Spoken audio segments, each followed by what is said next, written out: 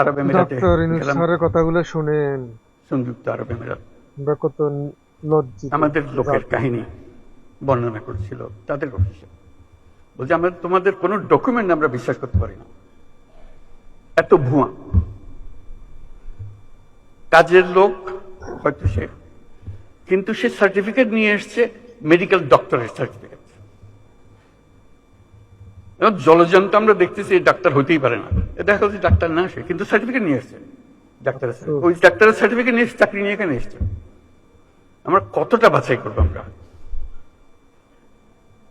লজ্জায় মাথা হেঁট হয়ে যায় যে আমরা এটা কিছুই করতে পারতেছি না।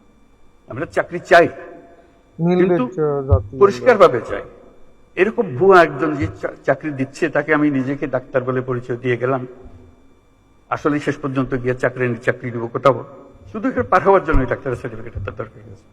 এবং আমরা কেউ না কেউ তাকে এই সার্টিফিকেট দিচ্ছি, নিশ্চয়ই অর্থের বিনিময়ে দিচ্ছি। এবং এখানে বহু আছে, সেটা এজেন্ট আছে, সেই জোগাড় করে দেয়। শুধু একটা এজেন্ট না, এরকম বহু এজেন্ট আছে।